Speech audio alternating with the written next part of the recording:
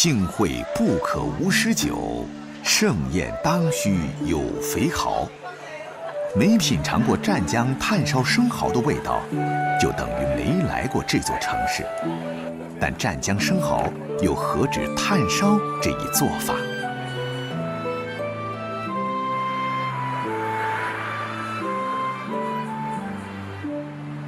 深夜时分，各路口味刁钻的夜食者陆续结束了夜生活的最后序曲。经营夜食店的王志德把最后一桌食客送走了，却没有就此结束一天的忙碌。做咧，會唔會成做包嘅？我能咩去話都兩個鐘頭嚟做佢睇嚟試試，佢拖嘅温度，你要佢之後嚟做。可以啊，可以試。對吧？讓佢試試下。你哋係做啊個？呢個我啲農人都可以啊，我都加嘅可能加嘅嗰個成條，路條加成條辣加個農人，一個好嘛嘅。食不厭精，快不厭細，这些看似简单的烹调方式，是王志德和后厨反复钻研了2个多月的结果。生蚝是非常古老的食物，在湛江遂溪曾经发现了7000多年前的蚝壳。蚝属于滤食动物，以漂浮的藻类和微生物为食。它通过震动鳃上的纤毛，在水中产生气流，让水进入鳃中，然后通过纤毛来筛选水中的悬浮颗粒进食。一只成年蚝1个小时可以过滤10斤海水。生蚝从育苗到分苗，再以串联调养的方式移到深海处，这个过程需要7到8个月。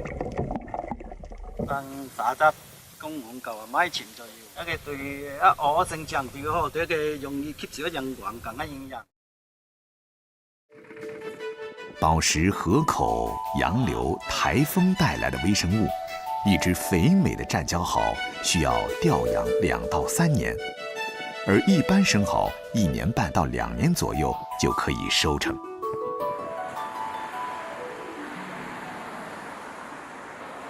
自从湛江遂溪县第一个炭烤生蚝问世，宵夜里炭烧湛江生蚝的热度就从这个偏远的小城蔓延开去，并持续了近40年。虽有历史，但湛江生蚝一贯被烙下了难登大雅之堂的印记。近10年来，王志德正努力改变这一印象。我是选最好的蚝，然后在蚝清洗的过程呢，我就费的比别人的成本都高很多，全都是用机器啊，还有再经过人工手刷，还有流动的手不断的在刷洗它，表面的泥全部擦得干干净净。用广告人的思维和审美创作美食，从里到外给湛江生蚝带来新元素和新标准。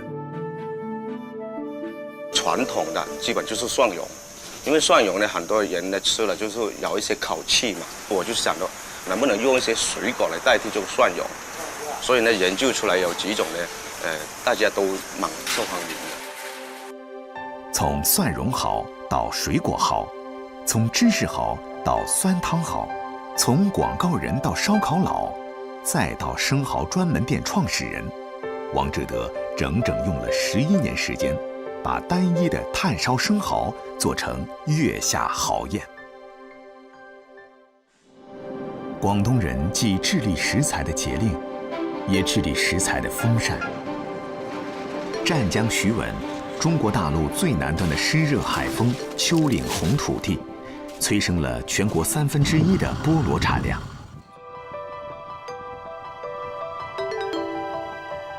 菠萝地1亩有近4000株种苗，从开花到果实成熟，一般需要4到6个月。45岁的菠萝姐有2儿2女，3个孩子大学毕业后各奔前程，最小的儿子留在了身边。只要儿子回来，菠萝姐都会尽量亲自下厨。今天，当季的菠萝毫无意外地成为和任何肉类搭配的主角。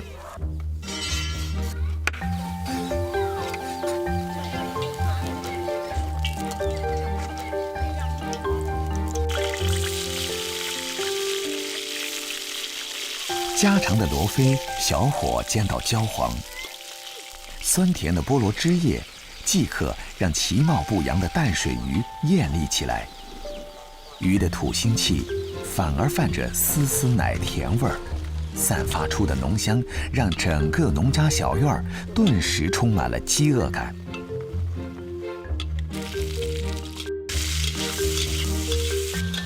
专注于烹饪的菠萝姐也抛开生意，难得放松下来。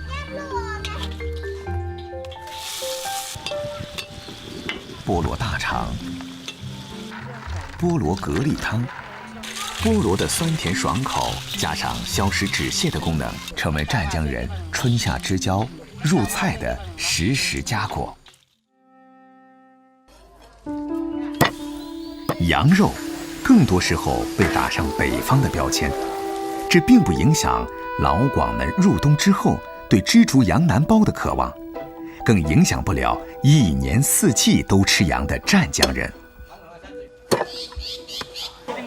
哪怕是盛夏8月，本地人李林晓办女儿的满月席，餐桌主角依然是羊肉。早知有你啊，除咗好多习惯的用一袋肉。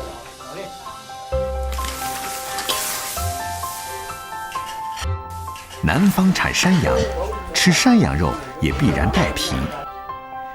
带皮羊肉在口感上有独到之处，焖烧羊肉肥瘦适中，入口层次多元，众人避忌的腥膻味收敛不少，诀窍就在李林晓心中。今天举办满月酒，敬一下大家啊！谢谢你们，大家吃好喝好啊！来准备，交给来，恭喜恭喜啊！酒酣心热，浓浓的人情味儿伴着的熟悉味道，让李林晓特别满足。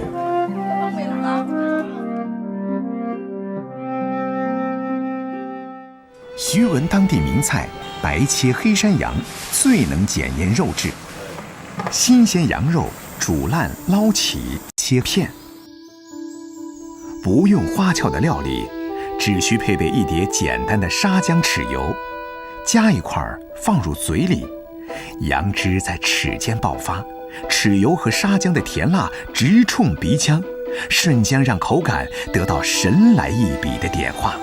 这也是李林晓的味蕾最有归属感的时候。黑山羊最诱人的吃法同样是隆重的烤全羊，整羊涂抹腌料后，用炭火慢慢烘烤，羊皮由白转黄，再转至淡棕色，随着油脂渗出表面，一个个气泡争相恐后地舞动。羊肉鲜嫩可口，羊皮焦香四溢，脆如锅巴，吃的人全身冒汗，忘乎所以。李林晓笑言，老广的烤全羊足以扭转北方对南方山羊的偏见。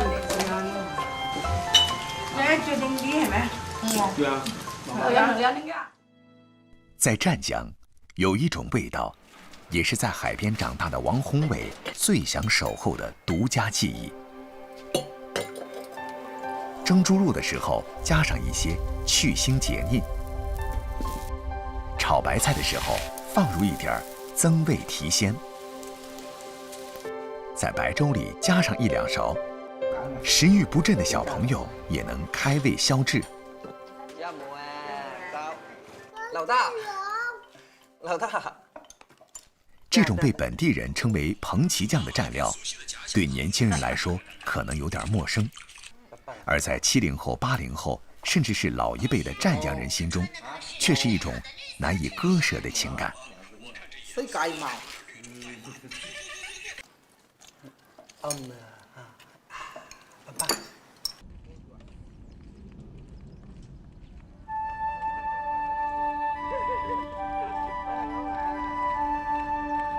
天晴的时候，王宏伟会拉着朋友们到海边去。湛江东海岛位于雷州半岛东部，浅海滩涂面积比陆上耕地面积大，海生资源丰富，是本地人寻味的天然粮仓。每天退潮后，成千上万的生灵随着大海的扩张来到海滩。彭奇偷偷爬了出来，成为王宏伟他们眼中的宝贝。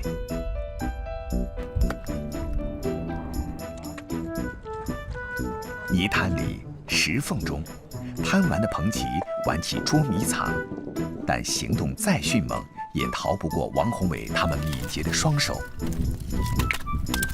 我拍做汤。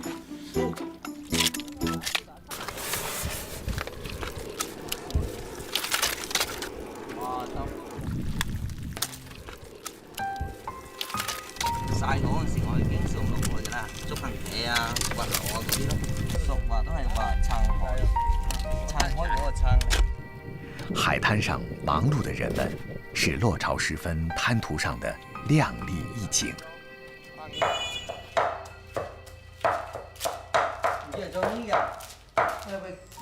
有呢噴氣啊，不如咁啊，做呢噴氣膠。嚇。王宏伟的婶婶是家里唯一的制酱高手。农历10月底，婶婶都会准备最拿手的虾苗酱。作为本地餐桌必备的蘸酱，虾苗酱制作简单。买回来的虾苗倒入盐水中搅拌均匀，再依次加入甜酒糟、辣椒、姜蓉等，比例按照自家口味把握。做好后放置1个月。就可以吃了。横行的彭奇要做成酱，还得经过一番前期处理。彭奇比拇指大点儿，小小身形，也没什么肉，吃起来满嘴碎壳。不过到了湛江人手中就不一样了，刚好应了庄子那句“无用之用，方为大用”的意境。洗净的彭奇放入石臼中捣碎，不停捶打，直至成为浆状。在捣好的彭奇浆中加入酒糟，是婶婶独有的秘方。现在懂制作的人越来越少，即使是以前当过厨师的王宏伟，也得一步步跟婶婶学。潘奇汁还有那虾苗汁，都是祖宗留下来的。遗忘掉之后，现在你可以当回忆，但下一辈的完全没有尝试过这个东西，那就真的遗失了。封盖后，放置在阴凉的地方，等待蟹壳沉底，发酵越久越好。成熟的彭奇酱色泽暗黄，咸鲜扑鼻，有化痰助消化的效果。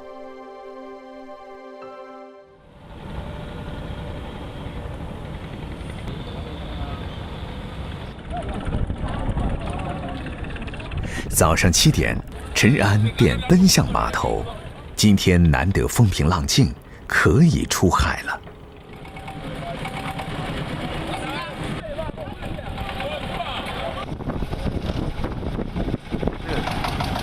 准备新鲜红，搞那个牛边油鹅和那个甲丸。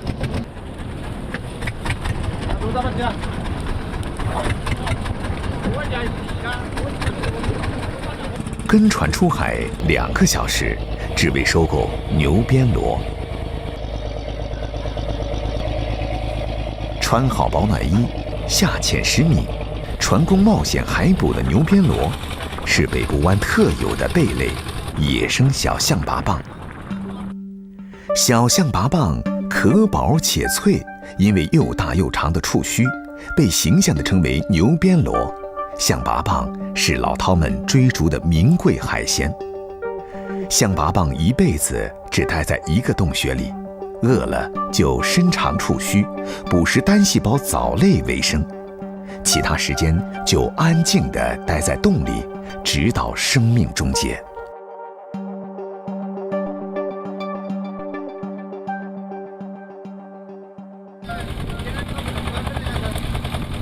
系上10余公斤的铅块腰带，手拿铁钩，口含吸氧管，背着网兜，纵身一跃，潜入冬日冰冷的海底，这是海捕的常态。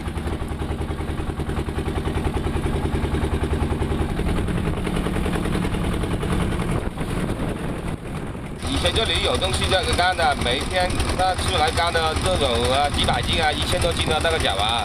现在呢拖网拖死了，没地方没穿花。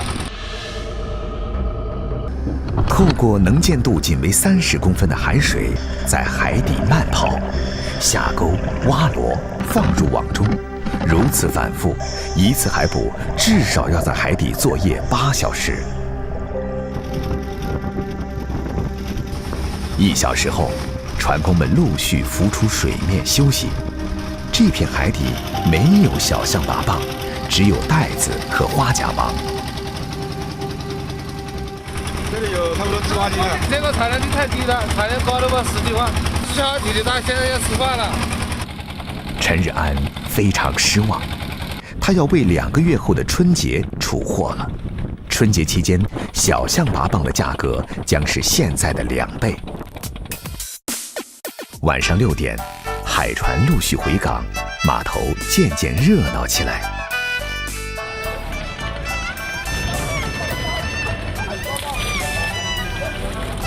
无主的海货，只要一靠码头，必然会被哄抢。这个终点是陈日安每天最紧张忙碌的时候。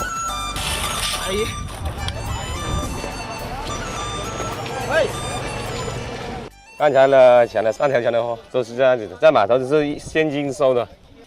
我收的螺回来就放在自己的螺场里，到春节的时候我们要公园要挖人行水下去挖上来。今晚共收购3000斤小象拔蚌，30元1斤的收购价，到春节将会以60元1斤的价格卖出。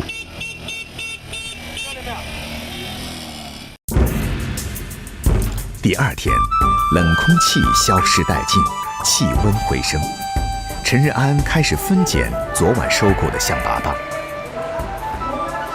北部湾的野生小象拔蚌习性特殊，至今无法人工繁殖，只能抓苗回来慢慢养大。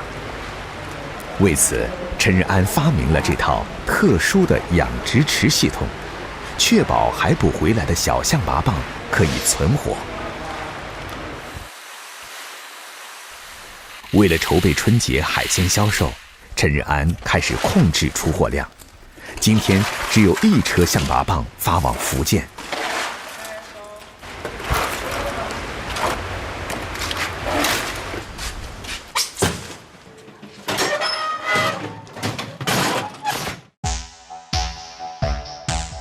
用刀紧贴着蚌壳，剜出蚌肉，剖开象鼻。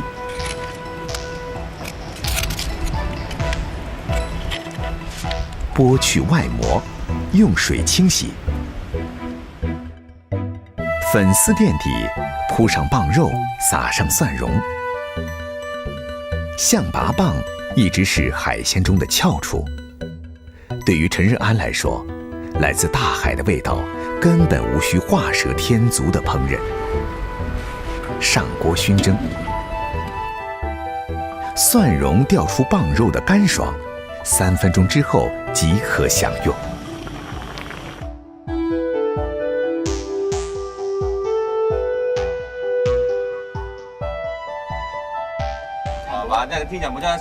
海边渔民有时更加简单直接，把象拔蚌滚水下锅，最多水焯1分钟即可捞起，无需任何调料，趁热塞入嘴里，绵滑柔嫩爽脆，还有股莫名的甜。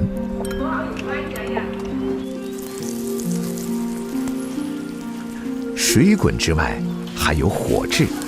象拔蚌遇高温迅速释出体液，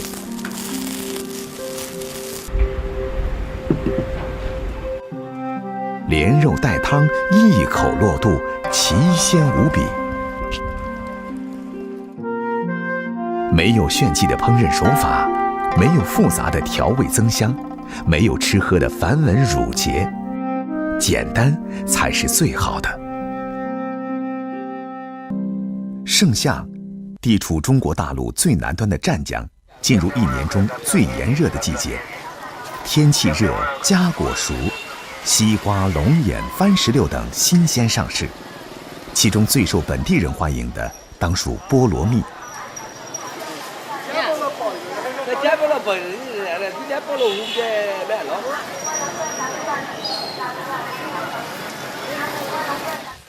本地人管长在地上的菠萝叫地菠萝，长在树上的菠萝蜜则是树菠萝，以此来区分两种名字相近而个体差异巨大的水果。7、8月，雷州半岛的菠萝蜜节吸引了各地的游客前来一饱口福。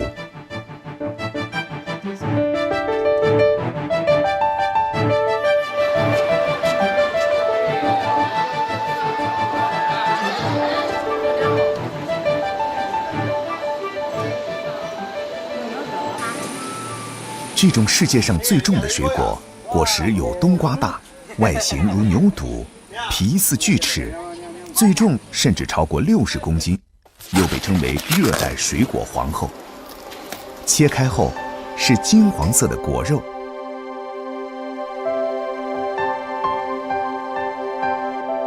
因为口感甜而不腻，除了当水果吃，也可以制作各种菜肴。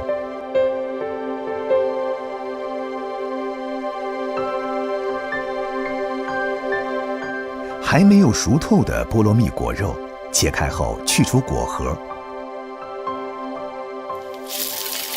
本地人喜欢与菠萝、蜜枣、腰果同炒，酸酸甜甜是夏日里的开胃菜。菠萝蜜果肉还能与其他肉类搭配，制作菠萝蜜焖鸡、菠萝蜜炒肉丝、菠萝蜜蒸水蛋、菠萝蜜焗鸭肉等菜肴。最特别的是，在果肉里填入冻牛奶，裹上面粉，放到油里炸。菠萝蜜的甜味儿包裹着奶香，香酥可口，味道极其特别。在老广的饮食菜谱里，食材的选取一贯以生鲜硬实为上。怎样才能在长时间内最大程度地保存海产的鲜味儿？老广自有一套。干贝，老广俗称瑶柱，性味甘咸平，有滋阴补肾、健脾调中的功效。颜色都可以。今年53岁的杨汉明是湛江北部湾的渔民。20年前，他在当地率先养殖瑶柱。20年后，湛江北部湾的家家户户都是瑶柱养殖能手。制作瑶柱分为采、开、洗、煮、晒、烘这6个步骤，每个步骤都有明确的时间分配表。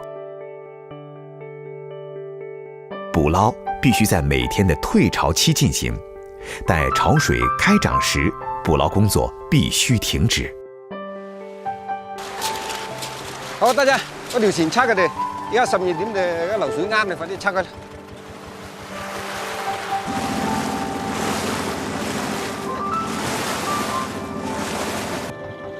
佢嗰分啊，屬於係季節性嚟㗎。佢一到嗰隻農曆5月呢，佢就開始肥啊嘛。你唔作呢，佢就過後呢，佢就死嘛。佢嗰隻扇貝呢，喺颱風之前基本上都收完㗎啦。把1萬畝的扇貝制作成瑤柱，要反反复复地在海上作业50、60天，而且前提是天氣給力。得啫，洗個休去解8籠得嘞，冇到太多，等下又搞蝦就。扇貝起網後，需要爭分奪秒地送回岸邊，緊接着就是開殼取雞。開殼的關鍵在於經驗。每年這個時候，楊漢明都會把村裡所有專家聘請過來。第一刀你一定要靠邊先得，一刀放落去呢個已經就成個魚翅就好完整啊。湯唔靠邊呢，成2個啦，一個魚翅就成2個。嗰隻扇貝呢，佢單係靠攞隻閉殼機啊嘛，佢嗰啲裙啊同埋啲膏呢，全部都唔要。當扇貝褪去堅硬的軀殼，剩下的便是歷經海浪後的精華。白嫩的閉殼肌需要反覆沖洗，確保無雜質後，再放入已經調製好的鹽水裡猛火快煮。用嗰隻煤燒呢，佢火力猛嘛，煮呢時間要快，一般控制喺10分鐘左右呢，佢就煮熟嘅。瑤柱起鍋後，第一時間要過冷河，冷河能讓閉殼肌迅速降溫，鎖住鮮味，同時淡化表面的鹹度。過完冷河，瑤柱的半成品才能平鋪到網上，接受日光浴。放喺西度，馬上攞出去曬，曬咗5成乾，就馬上要放入嗰隻烘房啊，用嗰啲煤呢，再去烘到8成度。要經過煤烘，佢嗰隻香氣先有。你單係靠太陽曬呢，香度都唔得，唔夠。改變以往單純依靠日光暴曬的方式，用煤爐加工烘乾是楊漢明的創新之一。捕撈、去殼、清洗、蒸煮、烘曬，到最後分裝，每一顆瑤柱都濃縮漁民的心血，蘊藏大海的生命力。夜幕降臨，一頓簡單美味的家常菜就是最好的補償。哎，老婆大人，今日魚翅好靚，應該未凍死食。好啦。瑤柱冬瓜排骨湯是老廣的經典靓湯，冬瓜和瑤柱堪稱絕配。瑤柱既能釋放冬瓜的清甜，還讓一煲湯水濃郁鮮香。一般我下邊人都係咁煲湯啦，燉親嚟嘅湯係清甜嘅。鮮瑤柱炒冬瓜，蠔油清蒸鮮瑤柱，水煮原汁扇貝。清爽又熱氣騰騰的3菜1湯，踏實而溫暖。這顆小貝殼從墨西哥灣來到南中國，在楊漢明守護的一方水土下長大，經加工後變身瑤柱乾，最後流落在世界各地華人的餐桌上。